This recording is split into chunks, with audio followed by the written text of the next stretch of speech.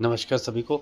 आज हम आ गए हैं कोलकाता के इको पार्क में। ये इको पार्क का फ्रंट व्यू है और इको पार्क के बारे में बात करें तो इसमें जो टाइमिंग है वो 11:30 दोपहर से रात में 8:30 तक ये टाइमिंग है और 30 रुपये यहाँ की एंट्री फ़ीस है, जिसमें आप पूरे दिन का एंजॉय कर सकते हैं। इसके अलावा जो साधन है उसकी फ़ीस अपन को अलग से देनी होती है और इसमें आप इतना बड़ा है इको पार्क 480 एकड़ में फैला हुआ है कि आप यदि पैदल घूमने जाएँगे तो आप एक दिन में भी कवर नहीं कर पाएँगे।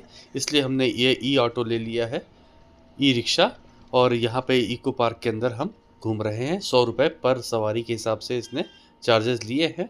और ये देखिए उसके अंदर ही, इको पार्क के अंदर ही एक तालाब बना हुआ है, जहाँ पर आप देख सकते हैं बहुत सारे पर्यटक जो है वो आए हुए हैं।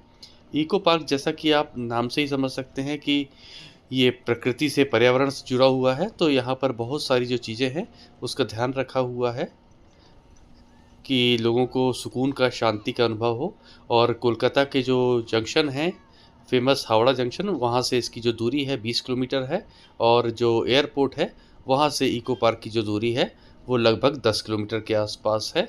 और फुल डे स्पेंड करने के बाद भी आपको लगेगा कि कुछ मिसिंग रह गया है इको पार्क में। 480 एकड़ में इतना विशाल ये फैला हुआ है।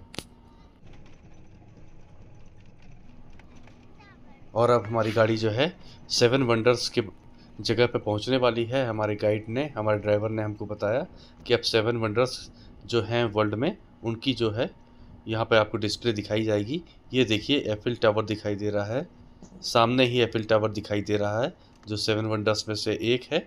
इसके साथ साथ बहुत सारी और जो जगह है वो भी ऐसी बनी हुई है। एफिल टावर्स को आप देख सकते हैं, सामने ही ये दिखाई दे रहा है। इसके बाद हम जाते हैं तो पुनः ये रोज़ गार्डन जो है वो दिखाई देता है एफिल टावर के बाद।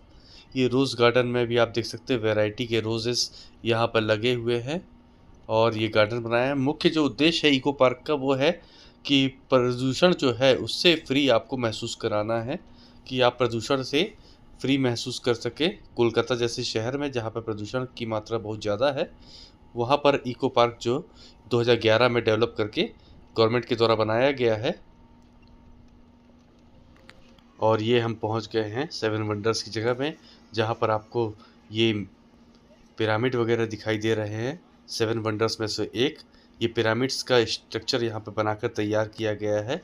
और इसके साथ ही सामने आपको विश्व प्रसिद्ध भारत का गौरव ताजमहल दिखाई दे जाता है।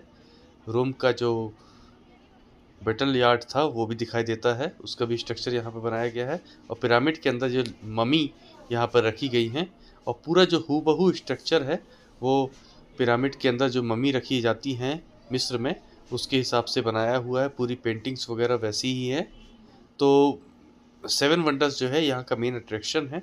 इसके बाद ये देखिए एक गार्डन डेवलप किया गया है जहाँ पे पॉन्ड वगैरह है। आप बोटिंग वगैरह का भी आनंद यहाँ पे ले सकते हैं। यदि आप चाहें बोटिंग करना तो फैमिली के साथ आउटिंग में बोटिंग भी कर सकते हैं।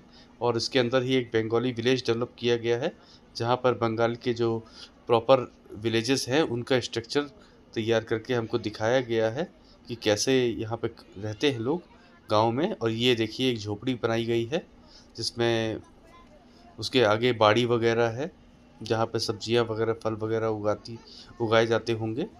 तो इस प्रकार के पूरा एक विलेज डेवलप करके दिखाया गया है डिस्प्ले में कि बंगाली जो विलेजेस हैं वो कैसे रहते हैं, किस प्रकार वहाँ पर स्ट्रक्चर होता है। ये देखिए लोगों की पेंटिंग जो किए हुए हैं अपने वॉल्स में, वो भी दिखाई है, अब बंगाली पैटर्न में है।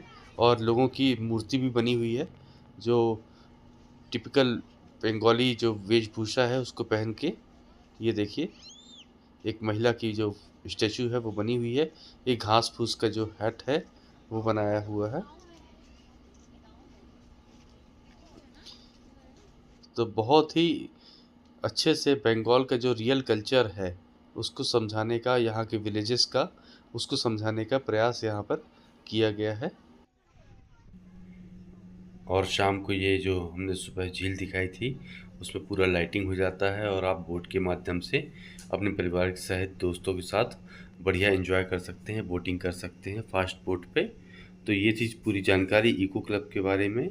इको क्लब जो कोलकाता में स्थित है, काफ़ी बढ़िया जगह है। यदि आप यहाँ पे जाएंगे तो आपको बिल्कुल बहुत ही आनंद आने वाला है। अपने परिवार के साथ आप समय यहाँ पर स्पेंड कर सकते हैं। और आशा करता हूँ ये वीडियो आपको पसंद आया होगा और काम का लगा होगा। Thank you.